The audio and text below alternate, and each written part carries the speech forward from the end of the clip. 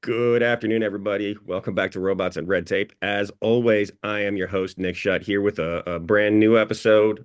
Very excited to have, it's actually our first episode with more than one guest, with Mr. Dave Jefferson and Mr. John Mark Suhy here with us. Uh, Gentlemen, if you would please introduce yourselves, a little bit about yourself, your background, and how we got here. Dave, why don't we start with you? Sure. Thanks, Nick. It's great to be here. Um, I'll, I guess, keep to the interesting parts of my background, but I've been kind of knocking around the Beltway for about the last 20, 25 years in a variety of roles, kind of on all sides of the equation. I started out my career in the military, in the Marine Corps.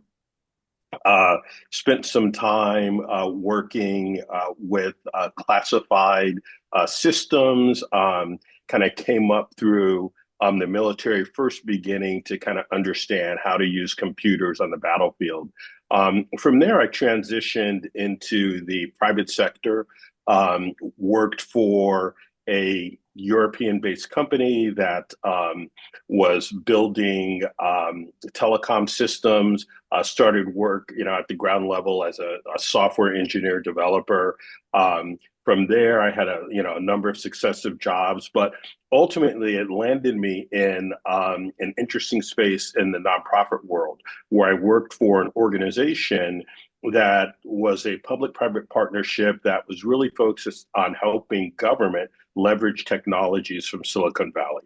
Mhm. But I think we'll talk about that more later on. But from there, I went and hung out my shingle, started my own defense contracting business, was able to successfully grow that, get acquired, took some time off, then decided to do it again with another company. And so I'm recently coming off of that and working with a number of companies around the Beltway, just helping them execute growth strategies. So Fantastic. that's my story. Thank you for your background, Dave. Really appreciate that. And I also appreciate, man, appreciate you taking time. Congratulations on the recent exit, man, and the previous one. I know how much work goes into that, so that's fantastic. And John Mark, if you don't mind, would you just tell us a little bit about yourself and kind of how you got here as well? Sure. I started off as an entrepreneur, focusing on the private sector, and then I got pulled into the government, starting off with intelligence and solving problems that were complex and bringing new technologies with us to solve them. Mhm. And I worked with IRS, say MPO, you could say, the Maryland Procurement Office, FBI, Sandia Laboratories. And a lot of it just bringing in new technologies, everything from graph databases to large language models, and solving problems. It's something I've always done as an entrepreneur. And I joined Greystones. We actually merged about 2 years ago, and we were missing the business side of things, and I wanted to be able to have a bigger and better team to be able to solve these problems the government's having and do it efficiently, cost effectively. It's been Absolutely. fun. Yeah. I'm sure it has, man. That's fantastic, and I appreciate that as well, John Mark. And you kind of hit on the theme of our overall episode today as we talk about efficiency and cost savings within government. And there's I think especially considering the time we're in right now, with a recent administration change about 3 weeks ago, 3 weeks ago now. I think there's a tendency to cast it and try to cast it in a very political light. And but at the end of the day, we all know that there's a lot of inefficiencies in the government. Both sides of the aisle completely agree on that. Um, I think anytime you're spending a couple of $1 trillion a year, there's going to be inefficiencies, right? But especially as we continue to look at emerging technologies, as they continue to, as we continue to push forward, there have to be a lot of interesting opportunities to increase efficiency. But before we get into that, can we give a little bit of background? Could you guys speak a little bit about your experiences working with the last efficiency initiative, the bipartisan one that happened in the 90s? So Dave, I believe you were involved in that, correct? Yeah. Yeah. So, Nick, one of the things I mentioned in my background is that I had worked for a nonprofit organization. And so our goal was to work with government to help kind of transfer technologies from Silicon Valley into the government. Mhm. And so it's from that perspective that we began working with the government on their non bipartisan effort to create more efficiency in government. Mhm. And it went by the name, the National Performance Review. Very similar goals to what many administrations like to do. They had a lot of successes. I think when you go back and you look at the efficiency, they claim that they save government somewhere between $2 and $4 billion. They were able to re I think the word that they used at the time was rework jobs. And so they created 300,000 reduction in jobs that they were able to put into other areas within the government to make it more efficient. And some of the, and so some of the successes that they really had were related to technology, right? The 1990s were a time when government was, just beginning to get on the cusp of the internet, right? And to leverage those technologies. And so in the organization that I was part of, we've, for example, helped government implement some of the very first websites that federal agencies, ever had. We worked with them, for instance, at the Veterans Benefit Administration to use, digital technologies, right? OCR, scanning, and other things to create more efficiencies. And so, all in all, when you look at the effort, when government really sets its mind to, leveraging technology to make things better, they can create a lot of successes. Absolutely, they can. I think that's been proven a lot, especially over the last, you know, call it 120 years from like 1905 to present. I think we've really Right. done a really good job as the U.S. government of implementing technology. It's fantastic. What were some of the? That's fantastic that you were involved and got to see a lot of that, Dave. And what were some of the challenges you guys experienced working through that process? Most of the challenges were challenges that I would say you encounter whether you're in government or not. And it's the example that I always use of the let's say person who has grown up with her favorite version of WordPerfect software. And Hmm. so when you go from WordPerfect to Word, there's that learning curve, right? There's that unfamiliarity with new technologies, and what are you taking away, right, before the individual thinks about what they're getting. And so lots of what we had to do was really kind of socialize technology with different agencies and with different individuals so that they could understand how at the end of the day there might be a learning curve, but ultimately it was going to make things better, right, for that agency and for them to complete their mission. Hmm. Absolutely. What are some of the lessons learned? What do you think, and what do you think that you guys learned back then that can be applied to today in the current efficiency push?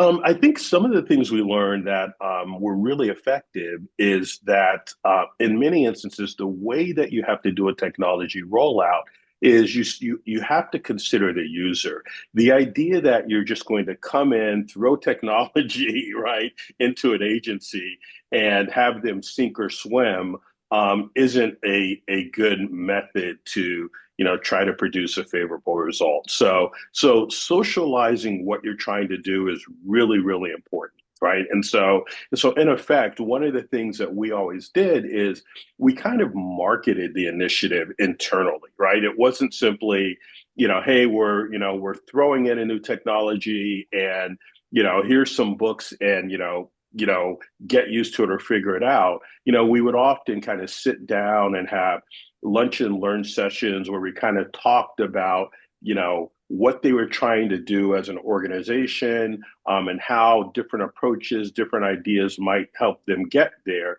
and kind of slowly bring them along to where they needed to be in order to be able to accept it. Absolutely. And what you say resonates a lot with what I said before, just before the new year, end of December. I had Bill Pratt on the podcast. Bill Pratt was Hmm. director at DHS for the last 10 years before he retired. And he's actually the gentleman that rolled out Agile, the Agile framework within DHS overall, and very similar approach of going out and marketing it to different offices, helping them understand the benefits of it, getting a Hmm. couple of key wins, and then using Hmm. as the example and the roadmap and getting everybody else to kind of follow. Yeah. It is I mean, it Yeah. does take time, especially compared to private industry. But I think that that's kind of a feature of the government system, not a bug, so to Hmm. speak, Hmm. where change is going to take time. Overall, John Mark, do you have anything on kind of this and that effort?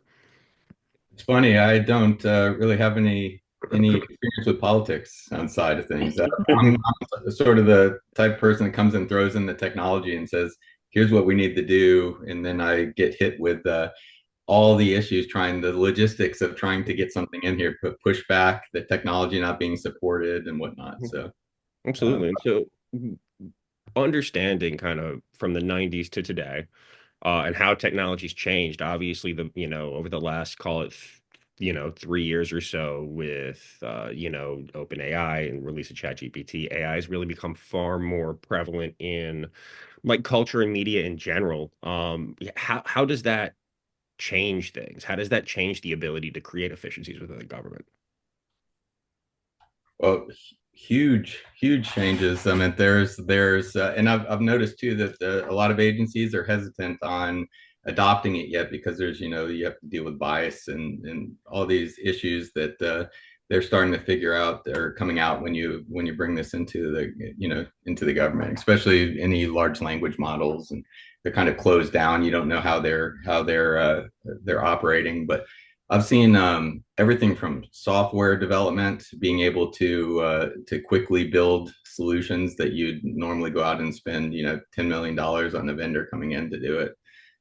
Being able to help with I think the biggest piece or the biggest thing I've seen right now is augmenting humans. So not replacing them, though that's probably going to be an issue coming up soon. But augmenting, making you better at what you do, investigators, helps desk support, Mhm. teams, whatnot. Absolutely. I I think apologize if I go off a little bit because I forget sometimes what you asked me, and about it's okay. 15 seconds later, I've already forgotten what the question was. I listen, I'm the same way. I totally understand. Sometimes I don't know where a sentence is going when I start talking, but I figure it out on the way, right? No, and I think that studies that I've read have said that folks that use generative AI as a function of doing their job, so augmenting what they're doing, are somewhere between 40 and 60% more productive than those who aren't. So I'm inclined to agree with you that it is going to help folks. What areas do you think are, uh, let's just say, ripe to be replaced first? The I think support and like help desk support, like IRS, for example, has a help desk and a website where you can come in and ask questions. I think that's going to be the first, the type of things that are going to be replaced, or the generative AI. I'm only talking about generative AI right now, but I think that's going to be one big piece. Fraud, analytics, being able to go in and review like documents or data in a database and summarizing it for you, like huge amounts of Hmm. data that would take an analyst, like 2 weeks to go through.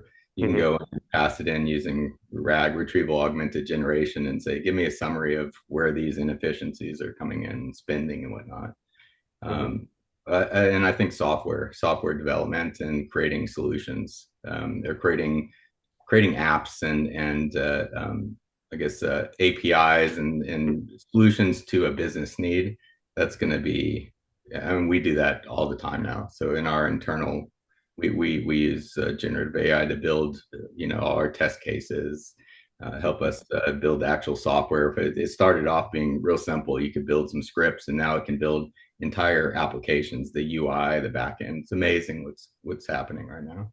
That is amazing. How well do they do how, you know, for when you think about, you know, comparison from a skill perspective, where do you think they kind of land now? Is it like a senior level person solving, you know, new problems that come up, or are they more like a mid-level, junior level where they're just kind of working on existing issues and working on, let's just say, well-documented problems?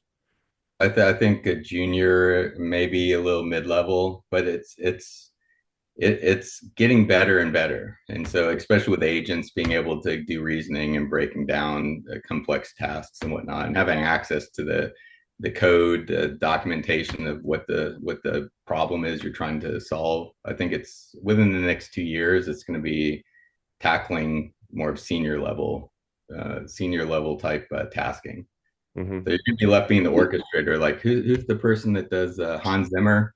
Hmm. Uh, I have a feeling there's going to be the Hans Zimmers, and they're going to have their orchestra is going to be all the AI. So there's still going to be a need for the creativity for the well it depends. I don't know what AGI is going to look like, so I could be Yeah. wrong.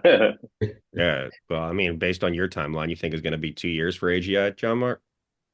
Oh, AGI, I don't know. If I was to guess based on everything I've heard, maybe 5 years, but Mhm. who knows? Who knows? Absolutely. Yeah, I would just wanted to add to the conversation.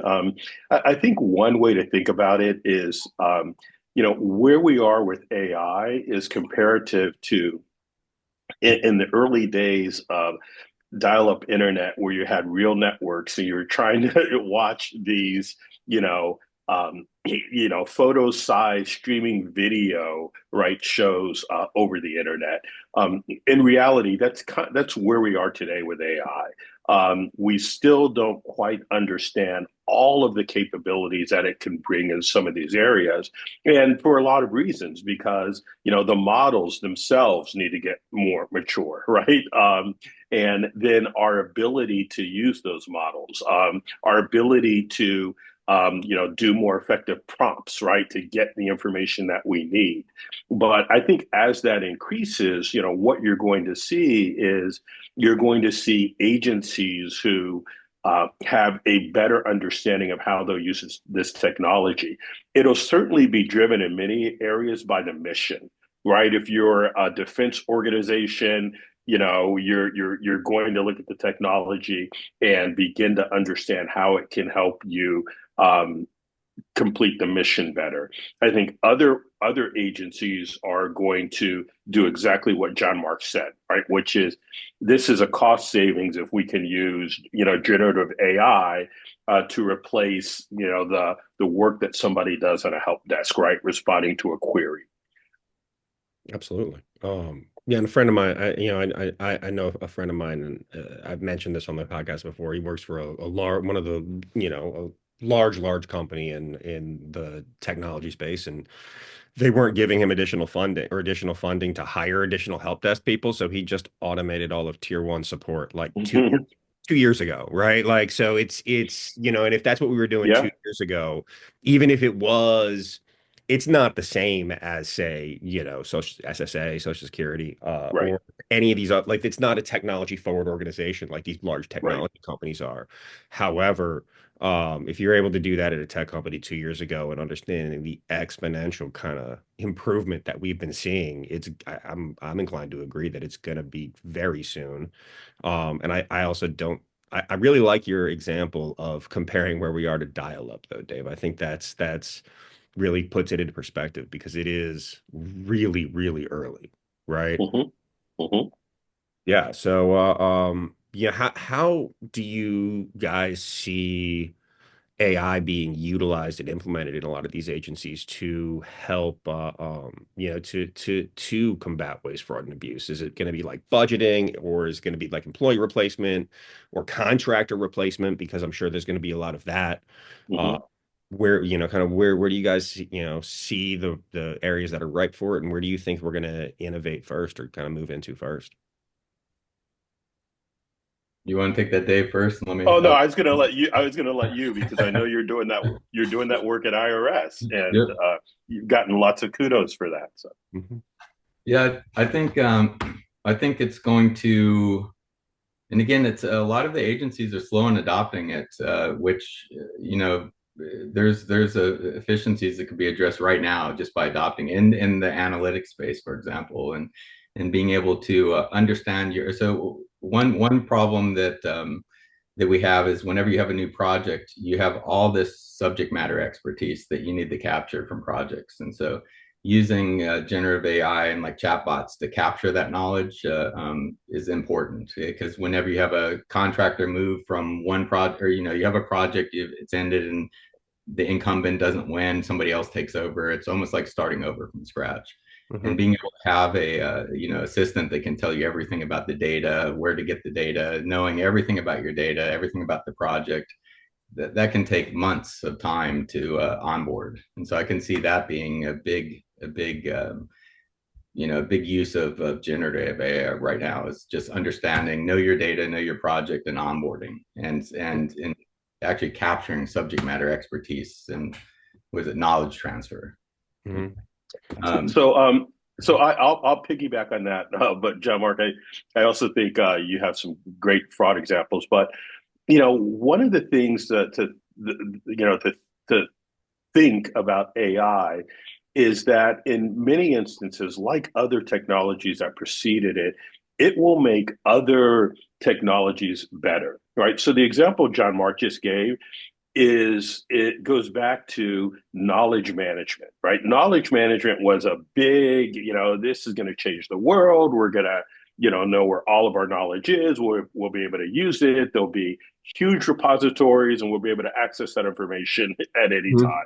And I think the reality was, while it was a great idea, the capabilities and the technologies just couldn't support it the way that, would make sense for most people. I think AI, with its ability to source through that information quickly, to make sense of it quickly, really helps now make knowledge management a reality, right? Hmm. Absolutely. Especially when you're talking about that. So the fraud, for example, you have all these data sources and hundreds of tables, data sources that aren't relational. That can be NoSQL, and Hmm. knowing everything about those data sources is critical. But you can go in now and for example, ask a question. If assuming you have the data catalog and all that knowledge available to the an agent or a large language model, you can go in and quickly identify, where can I find this? I'm interested in finding out how this money is being spent. And you could spend a month going down the wrong path because you're looking at data sources that are just old or not used. And that quickly can get you up and have you solve. You can solve or answer a question pretty quickly as an analyst, um, saving you months of time and not having to go through all the data catalogs, figuring out where the data is and whatnot. Just being able to say, hey, how do I solve this? What's the best data sources? And you can actually build the queries and whatnot for each individual. Like if you're using a system like a graph database or Hmm. Elasticsearch or a relational database, it can actually, you can have agents that will go in and they're specialized in those query language, can run those queries and give you feedback so you can kind of fine tune and focus in on what you're looking for. Hmm. And things that I've seen take months or even up to a year to figure out how to solve one type of problem can be, the first day you can be out and know kind of the approach you're going to take just Hmm. by the assistance of using Gen AI. It's fantastic. Yeah, and it's really going to be at, obviously like managing massive amounts of data is going to be huge. I think, Mm-hmm. an area I've been thinking about is like pattern recognition when you look at analytics, when you start thinking about like CMS, right? CMS is, they're huge, one of the largest like insurance payers in the country. Yeah. When you think about the amount of data that they process on a daily basis, how do you even begin to start digging through it and looking for patterns, right? For patterns. And even if the AI agents at this point can only get you, call it 50% of the way through an analysis and like be like, okay, here's the areas we're not sure about. This is where you should focus. That saves huge amounts of time. And if that's contracted out, that saves huge amounts of money for the government, right? Mm-hmm. Mm-hmm. Um, Yeah, it, another area for pattern recognition and fraud identity-based systems has to do with State Department, right? Visas, mhm, those kinds of documents. Because one of the things the State Department has an issue with is that as they're adjudicating visas, because it's a global world, many of those systems have a hard time distinguishing names, right? The spelling of a name can be slightly different, and that can throw off the entire process for granting somebody a visa. And so when you think about, in Europe, a consular officer on the front line going into a system and running a check, many times those systems don't have the capability and the knowledge and the experience to help that officer think through, well, is this person who they say they are? And Mhm. I think that's an area where AI with, you know, um, pattern recognition, analysis, can support what a counselor officer does on the front lines. Hmm. Yeah, Mhm. I've always been curious what they could do from hooked into the IC from a raw Yeah, intel perspective and a raw intel analysis yeah, perspective, right? That, and we with your guys' backgrounds, we won't get too far into that, but I think that that's an area that's yeah, really interesting. I think that also you're absolutely right of understanding not just like processing folks coming into the country, but also thinking about people that overstay visas, because I think that's one of the right, largest right. areas of problems Yeah, of illegal immigration and yeah, understanding. I would assume that they could like, see from a like check flights and check, at way plays people would go out of the country and flag them as, hey, these people are probably still here. right. Um, things like that also. I'm Yeah, yeah. not Yeah. sure what else. And well, Well, oh, sorry. go ahead, John. I was going to mention that even though we've always had translation software and whatnot, but the way from what I've been researching and learning about large language models is if you do translations, you can actually get more to the concept. It's not a direct translate. It's like what would you say, a language to language translation. So you can understand something without having usually you have to have a translator come in and there's the way you say something might mean something different, and Hmm. that right now with large language models you can actually go in and have it do not necessarily the large language model on its own, but you can do translations in real time without having to have actual translators there, because it's translating your concept into this conceptual item and then translating it to the language itself. And Hmm. so that actually makes it efficient for you to ask questions and not get, you use like a older type of translation software. What you ask or what someone responds back to might mean something completely different than what they intended to be.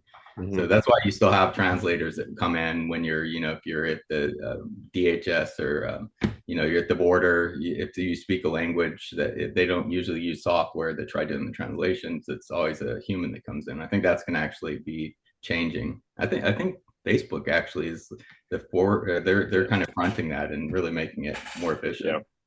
Interesting. Yeah, I was at the recently I was at this AI symposium at the French embassy, and one of the speakers, she works for the French consulate, said that something that she had done that I found really interesting. I'd never heard of this before. So she grew up and came up in France and came through the French university system, and the way that they communicate and pitch things in France is different than here in the US. And so she's been able to essentially take things that take pitches, take ideas, take thoughts that she had, and essentially had it analyze it and rework it as if it had gone to an American university and was American. Interestingly, though, the inverse didn't work as well. So if you had an American idea and you wanted to get it to run through like the French university thought process, it didn't do it as well as the other way, which I just found really interesting. That's very interesting. Yeah. My, Well, my wife is, yeah, I was going to say I won't make a comment about the French perception of Americans, and maybe that's was a bias in the model. But I can joke about that all the time because my wife is French, and so she went to a French law school and whatnot. And I have so many jokes about this. She wouldn't be too happy if she heard me of it. I won't ask you to repeat any of them, but I have questions, John Mark. Absolutely. So as we start looking at implementing this in a lot of different ways, what are some of the some of the for I mean before we go there, obviously I think there's a lot of hesitation that you guys have mentioned a couple of times in rolling this out. Is that related to um do you think it's the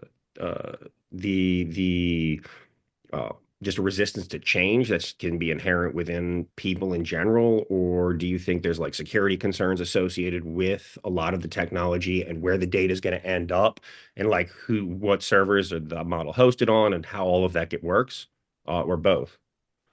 Yeah, everything. So there's all these unknowns about how does it work. When you ask something, how does the neural net answer? How do you try to attack bias? That it's all in the training data. If you train it on a certain amount of data, it's gonna, it's just statistical. It's gonna come back and be biased if you and people don't understand that.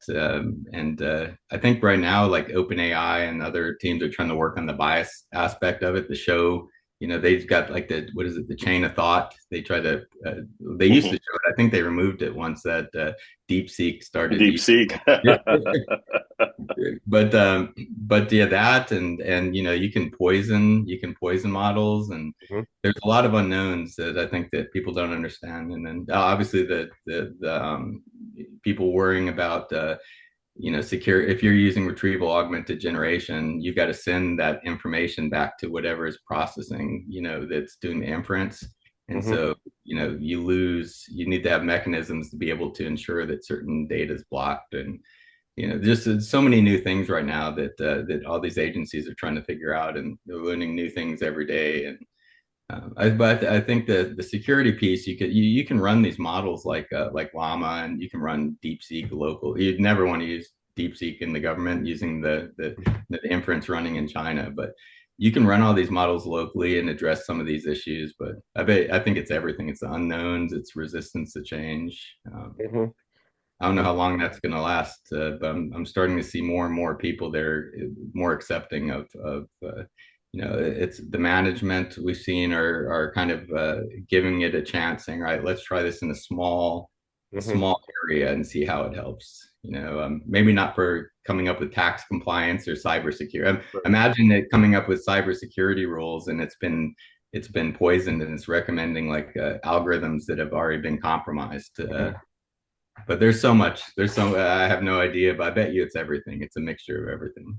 mhm, Yeah, and I would just add, I think this is going to be an area where we don't necessarily see government leading the way, right? Some of these things will be solved in the private sector, and as companies really begin to, use the technology and show more competence in it, government will eventually follow. So unfortunately, the issue I've seen in government over the years is that um, they're not typically early adopters, right? They're laggers. But once that model is proven to a point where they can accept it, you'll see them come along, right? You'll see, now there's no there's no concern with government over doing e-commerce, right? mhm, When the internet, first came out, government was not. If you had a government credit card, you could not order on a website because they were so concerned mhm. with e-commerce as a model. Interesting. No, that's fantastic. That's really interesting. And do you think that that's like a good thing that they're slow to adopt? Should they be faster to adopt? So my personal view is that there are there are some things that government should do faster in terms of adoption.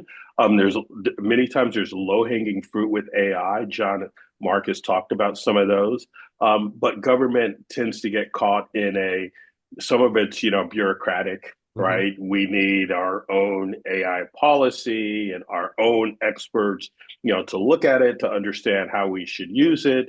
Um, so from that perspective, I think sometimes government gets in its own way. As Hmm. a whole, in trying to just be, I don't know that government should ever try to be the first mover, right, with some of this technology. That there's too much at risk, Hmm. right, for government to do that. Hmm. John Mark, anything to add I, on that? I think the vendors, it's going to end up being the vendors and the service providers that it will, be input. It'll be make it more competitive, so you can come in under cost. It can cut costs huge amounts if you don't need a stack, a whole team of developers, for example, to deliver something. But I'm not sure. That's one of the areas I've always thought about. I like to push stuff fast, and I've learned from experience that it's not good to do that, and you'll have resistance. So Mhm. uh, Yeah. I, I I think it's going to end up being the private, like you said, the private sectors are going to come and start making it more efficient, then it will slowly move in, and it can help. I mean, already just delivering solutions and cutting the cost on those deliveries are going to. It's going to be hard to justify spending $20 million on something when another vendor that has the same qualifications and past performance comes in and says, "Oh, I can do it for 500,000." Hmm. Absolutely. So, John Mark, that's a good example, and to me, that's an area that is kind of uniquely government that government should be more out in front, right? And so, when you look at something like acquisitions, right, and you look at the that entire chain of what happens to occur for government to buy something, that's an area that's just full of inefficiency, Hmm. right? Government, hiring acquisition, procurement folks and having a backlog in order to hire more people, to do what? In many cases, to review proposals, to, do things that AI can certainly help government do it better, faster, smarter, right? And so to me, that's an area because it's a key function of what the government does in order to operate that AI could make and should be making a much larger contribution that would help save lots of money for the government as a whole. Absolutely. And they're aware of that in the acquisition area, Yeah, in acquisition shops, right? So I host a an event series. The last one was in October. Well, the first one was in October. It was also the last one, where we bring government folks on site, and we actually have. I have a whole spiel about this, but I think there's only two networking events that people go to. It's either a happy hour or it's like a speaker or a panel. And if it's an right. all-day event, it's just more speakers and panels and then a happy hour. Like it's that's it. Like that's it. That's all I got. Right. So, a buddy of mine and I have we've started we're in the process of turning it into a nonprofit right now. It's easier to spin up a for-profit, so that was the first event. Right. But we had CEOs and cores from about 8 or 9 different agencies on site in conjunction with industry. We ran design thinking exercises where the government was looking for low cost, no cost solutions specifically to 4 common areas within the government procurement that we've worked out we discovered through the overall discovery call.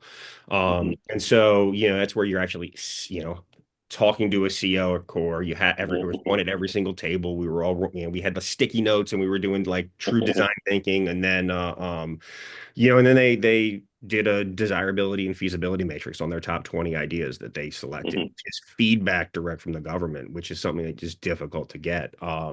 But I've seen a lot of different areas from, whether it's helping a lot of different areas, like areas where AI is already helping with that, whether it's in like cyber sitter review programs and doing upfront reviews of the initial submissions and then Mm-hmm. helping to route the proposals to the right support analyst who's going to review them through, compliance checks within the government and seeing whether or not, you get 150 proposals. How many of them are actually compliant? Right. How many do I need to read? Right. Through Right. also, frankly, a lot of the procurement systems that they use on the back end they don't talk to each other, right? And so Right. like as you create a source of sought and you move it through the process to RFI, RFQ, RFP, and a lot of that is literally taking the same information and moving it from Mm-hmm. one document to another document because it's not doing it for you, right? And so I think acquisition is a great area for it's Yeah. rife for efficiency. Yeah. right? And then I think on the other side, I would like to also see if we could, if there are ways to help cut down on protests, whether it's Yeah. pre-award, post-award. Because I mean, two vehicles, a CIO SP4 and T4NG2, I think have been both, I think one's a VA vehicle, the other's a CMS vehicle, have been held up in protest for, I know CIO SP4 has been a couple of years now. I know Hmm. T4NG2 just got kicked, I think over the summer, got kicked back, and the government has to reevaluate the entirety of Hmm. all the bids. And so, do you think that having AI in the acquisition process will help with some of that, some of the protest activity, or not? And if yes, why? And if not, why? I think so. I think using Gen AI for creating the actual the RFIs and RFQs and making sure that they're standardized and written in a way that can help prevent protests. I don't know what the common reasons are for protests, but you could easily take all those docs and either fine tune a model or use it with RAG, and you can come up with something that makes it fair. I guess is the key, and make sure that it's written in a way that would I guess lessen the likelihood of protests. If Mhm. that makes sense. And then obviously, because the vendors are probably all using AI anyway to respond, Largely. and I'm assuming they're writing, hey, what's the best, what are their protestable issues on this based on everything. So everything could Hmm. go through like a reviewer that's a middle person that says, hey, look, don't respond to these questions and answers this way because it will lead to a protest. Write it this way. The goal is just to make it fair, but humans make a lot of mistakes. I bet you they'd cut down on the protests by using Gen AI for the RFIs. And it'd be more detailed too. If you've ever seen RFIs that come out and they look geared, then you're like, oh, is this geared towards someone? Or is this actually just because it was written in a way that they didn't understand the technology or there was a miscommunication between the people asking for it and the COs, if I'm using the right terminology. So I could see that would be a huge area where Gen AI, and it could be done now. I mean, it's not there's nothing that really needs to be developed, just some workflows and processes. Mhm. Right. Well, I'll just add that, John Mark, you brought up humans, and I don't want to denigrate our species, but This it, many pesky human. times, many times, the evaluation of a proposal is ultimately a subjective right decision. Mhm. And so that is ultimately why companies protest because they can't make sense of the decision that was made.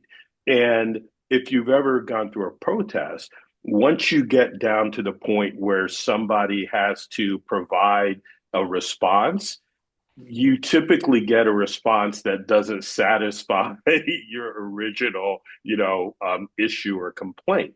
And so if the ability for AI to go through the RFPs and say, hey, look, we've scored these, we've ranked these from 1 to 100.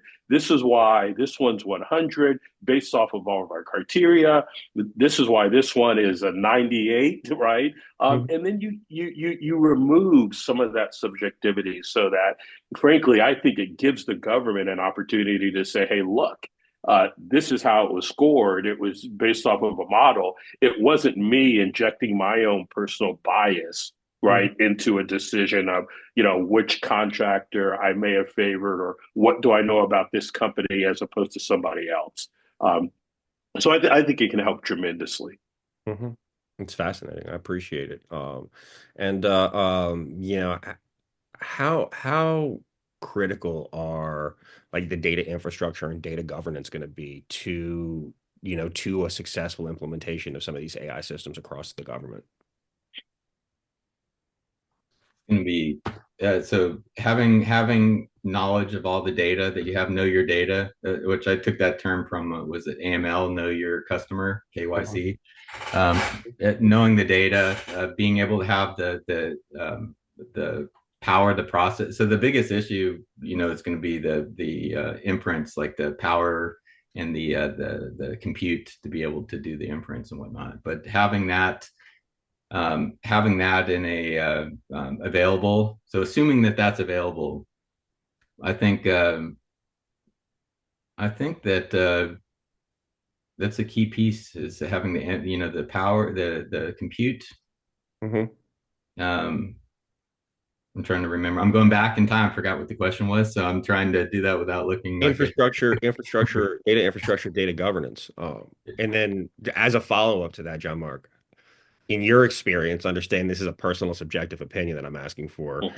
How is the government doing from a data governance and data infrastructure perspective? And I understand it's going to be agency by agency. Yes, they're still. I think they're still planning. They've got some good ideas that some of the ideas for governance are kind of going away when we learn more about how these large language models are working. So they should at least start auditing and logging every interaction with an AI, either if it's through a chat, if it's a tool that's using APIs and whatnot. They need to start capturing this information now so they can go backwards in time and say, hey, here's like a model that was poisoned. What did it touch on? How was it being used? But the governance piece, I know from experience with the agencies we work with, they haven't implemented it. They're talking about it, but there's no. I'm not sure if they know how to implement it exactly yet. There hasn't been I haven't seen at least anybody implementing a governance program that they say, all right, this is it, this is what we want to use, and maybe everyone else will share it across their organizations and whatnot. So that's going to be an issue. Is they have to come up and figure out how do they do explainability. That's gonna be hard when the companies that build these large language models are still trying to figure out how to explain why the responses are coming back the way they are. Absolutely. So it's still like you say, it's very early on. So I'd say the biggest thing is start auditing everything, just log every interaction, and then you can come back to it. And a lot of agencies aren't even doing that. So from using ChatGPT or Gemini or Grok or any of these models, anytime you ask it a question or say, hey, look at this policy or whatnot, you need to be able to see what was asked and what the response was. So you can come back once you get these governance rules in place to see if you were following those the whole time, and what could have been biased, what could have been affecting the responses. I mean, it's still so early on that I bet you it'll be a year or two before there's actually a formal, a governance architecture that's like adopted throughout that everyone agrees that's the way to go. Let's all implement it this way. How are they doing on the data infrastructure side? Data infrastructure, I don't think there's a big issue. I mean, you've got the cloud. A lot of agencies have all the air gapped, and but they still have the big companies that come in and set up those Yep. big platforms. You've got all these open source tools that can handle huge amounts of data, like Cassandra and NoSQL, MongoDB and whatnot. Mhm. So and then you've got Azure and I don't think the data infrastructure is an issue. Now, having the GPUs and whatnot, Right. yeah, that's a big issue. Right. Mhm. That's Absolutely. probably going to be the biggest issue because you got to have those. You've got to have for inference, you got to have a huge amount of processing power and energy for it, and the GPUs themselves. And Mhm. so, from what I've understood right now, there's all the big tech companies are buying up most of the compute, like from the NVIDIA chips and Mhm. whatnot. So it's going to be interesting to see as it gets more adopted. Like right now, if everyone just adopted generative AI and the inference alone, we might not have enough power Yeah. to handle it. Yeah. Mhm. Absolutely. But Go ahead. yeah, one thing I was just going to add, but to me, again, that's an example where government being a laggard isn't necessarily such a bad thing. By the time government really begins to use this in a way that it becomes part of the everyday operating mode, industry will have solved it. The price point will have come down, right? And I think there will be stories of success in how to implement it, right? I think it's much harder when government tries to maybe get ahead of industry for something like this. Yeah, I'd also venture a guess that there's going to be a difference in the attitudes and approach on the civilian side Hmm. versus the defense side versus the IC. And I would also say that there's probably going to be more urgency from an adoption perspective in in DoD and IC space than it is Absolutely. civilian side. Yeah, I think that's like competition, like geopolitical competition, Yep. gonna is gonna ensure that we need to press ahead there. Whereas, an example I used earlier with CMS and waste, fraud, and abuse, they have a process for that now. I don't know how efficient it is. I'm not an expert in Hmm. how in their effectiveness. However, they're gonna be a little bit more risk averse, I would say. I think there's another example related to fraud that we should discuss, and that is just when you look at the fraud or the waste that occurs with how government needs to react fast, right? So when you look at something like COVID, right, and the number of vendors and companies that were able to get loans, but the amount of fraud that was as a result of that, I think that that's something that AI can again help with, and like your CMS example. And I think to me, the ultimate beneficiary of that is, not just the government, right? But the people who need to be helped, right? Taxpayers, who are able to save money. And so that's for me, that's why, I'm very, very, optimistic about what the future holds for, government being able to take advantage of AI.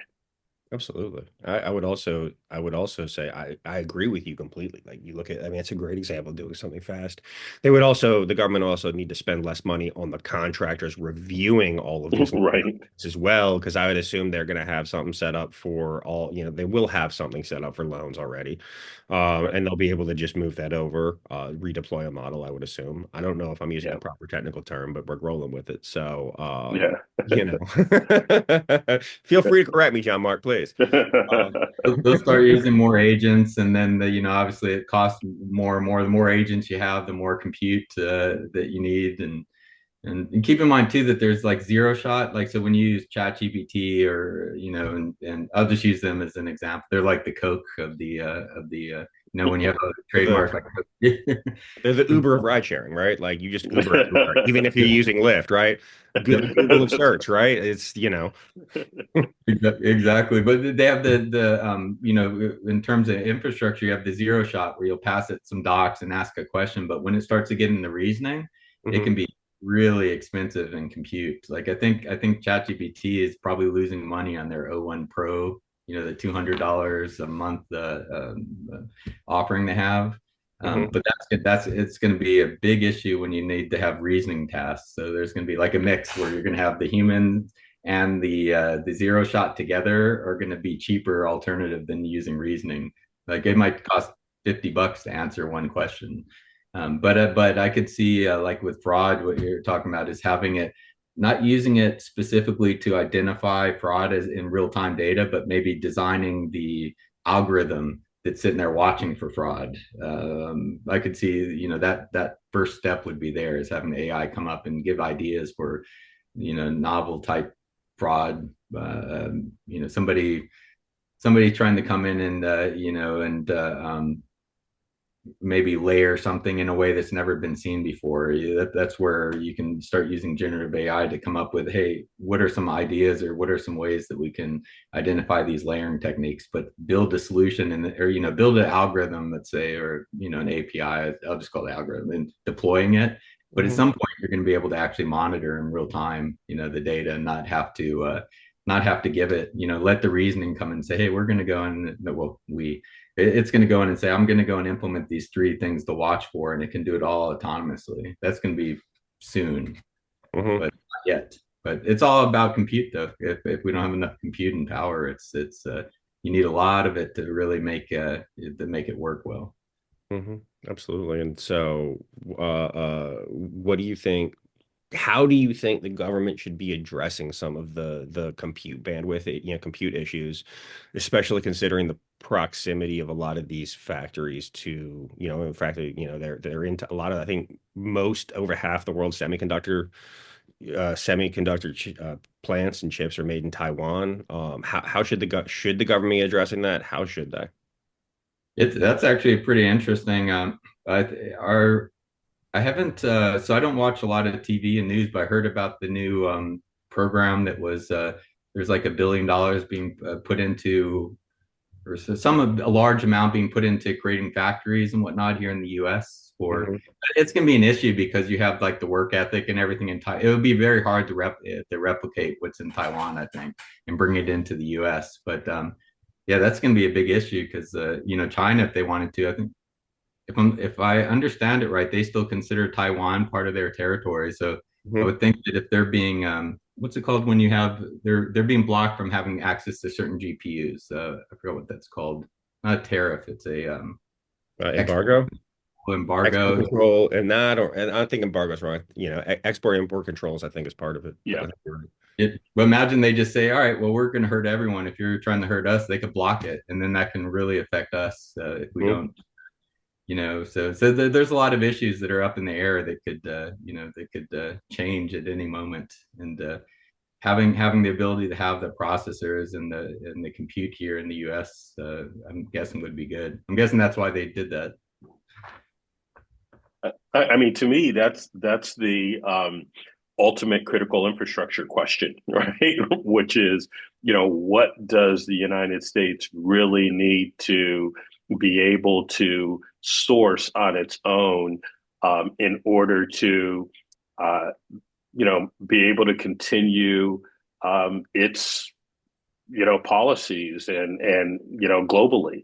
And I think that's a question that a lot of people have been looking at, and it's one that probably needs to be addressed sooner rather than later. Yeah, I'm with you. I think, a big wake up call for me relating to supply chain issues specifically was Yeah. you remember during COVID, medications Hmm. largely made overseas. And Yeah. that's another issue. And again, as we think about this in a geopolitical from a geopolitical lens, through a geopolitical lens, from that perspective, right? These are Hmm. absolutely things that we should be addressing. I also think that we should be addressing like data as critical infrastructure when you think about the how important training data is to building these systems. Like you can't do it without it, and how important these systems are going to like being the leader in these systems is going to be to continuing our kind of like let's just say global dominance over the next 100 years. I think you know Hmm. treating data as a critical infrastructure is another area we should Hmm. really focused on. Right. Agreed. Yeah. There's another probably key piece of critical infrastructure, although it's not a piece of equipment, and that's people, right? Hmm. And so when you think about AI, one of the things that government absolutely has to do is to begin to get more people who understand these systems, right? That's going to be part of the adoption, right? Having people who know how to write prompts correctly, right?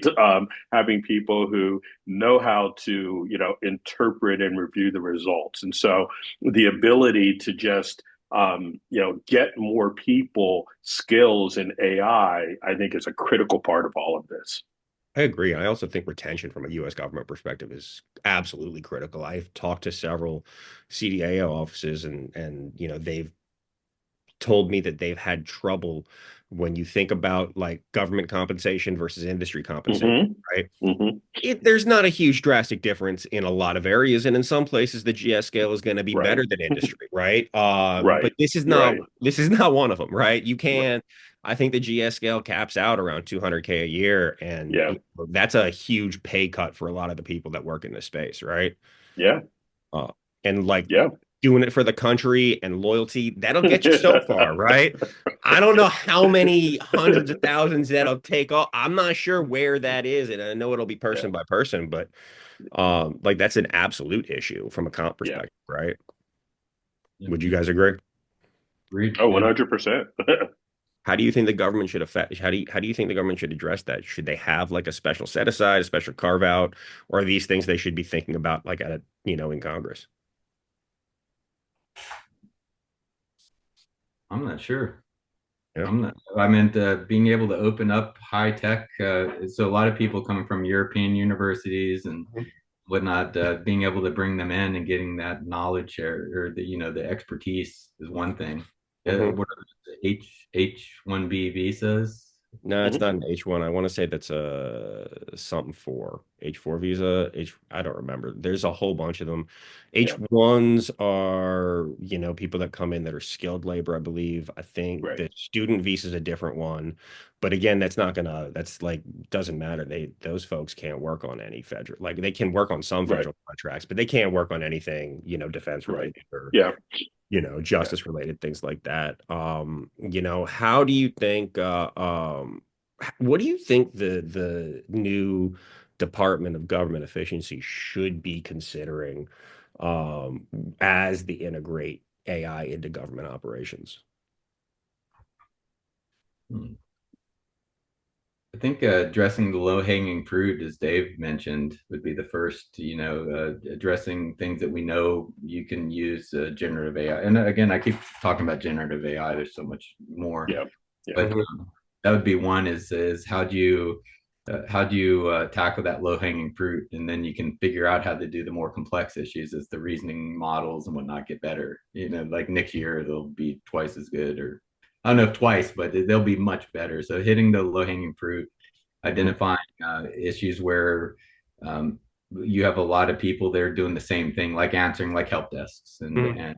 and reviewing documents. You can have a few experts or a few subject matter experts powered by or augmented by generative AI right now that could cut off a huge amount of work. Well, I don't want to say it because that's bad. You're cutting off workforce, but you can definitely cut down on the amount of people or resources you need to do certain jobs right now, and Mhm. while keeping the humans there for oversight and whatnot Mhm. until Absolutely. you create Skynet and it takes over. There's that. That's why we need human in the loop, no matter what, from a decision making Yeah. perspective, right? Is you can't give it, and my conspiracy side is what really worries me is if we give AI the ability to act without our authority, right? Or if we don't have a human in the loop everywhere. That's where I worry that the system's gonna, because we all have seen the system, hallucinate, Hmm. system failures, what have you. We've seen Hmm. all of that happen, and it's low stakes if you're asking it to, explain something to you, but it gets much, much higher stakes if it's in charge of you know, launching weapons or something, right? Hmm. Or, I think that there's absolutely some high stakes and low stakes areas, but appreciate it. Dave, anything you want to add to that?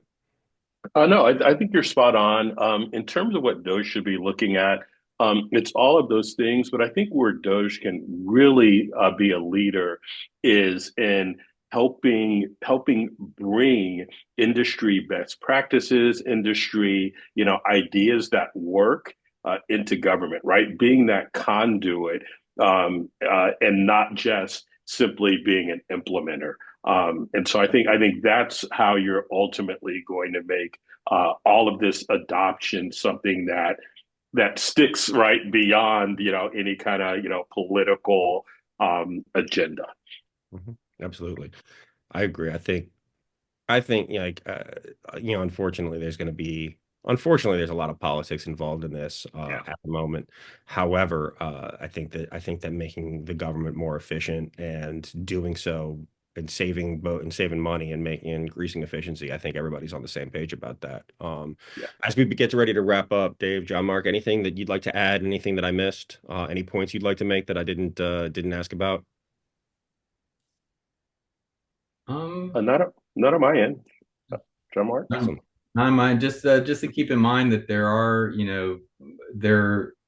there's going to be a lot of issues, even using things slowly and introducing them slowly, having like when I say poison, it could be models that are biased a certain direction. They could Mhm. slowly work. So you might start using the models to do something very specific, such as helping with procurements and whatnot. But imagine, that these models have been built in a way that they slowly guide it one direction, and it doesn't matter. It could take 4 years, but imagine you start using them to start creating procurements, and in reality, they've been poisoned in a way that they're creating it so it's more inefficient, or they're creating security concerns and whatnot. So there's issues that have to be addressed on how to explainability and the governance side of things. Mhm. So as you can imagine that you want to guide you create a model and you say, hey, whatever this question is asked, you always want to guide these algorithms because we know this class of algorithm can be easily cracked by quantum Mm. computers. Mm. For That five makes years now, it's the slow approach. So there's a lot of issues that you know, maybe the models that you're using, the companies that are creating them might need to release more than just the models themselves. You know, how did they train it? You know, the code maybe.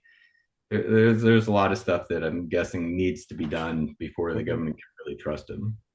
Absolutely. I would say before anybody can really trust it, right? Like, Yeah. and it also depends on how you're using it, right? There's a low stakes way and a high stakes way to do it. And I think that, um, as long as we're smart and about how we implement it and do it slowly, and then John Mark, to Yeah. your point, logging every single question and Yeah. answer, doing that all in a way that I would assume the AI system doesn't have access to, so we can't go in and change the records. And then, and then like studying it over time and seeing, Yeah. are there other things that we should be doing to help prevent some of the potential like poison pills being, introduced to these models?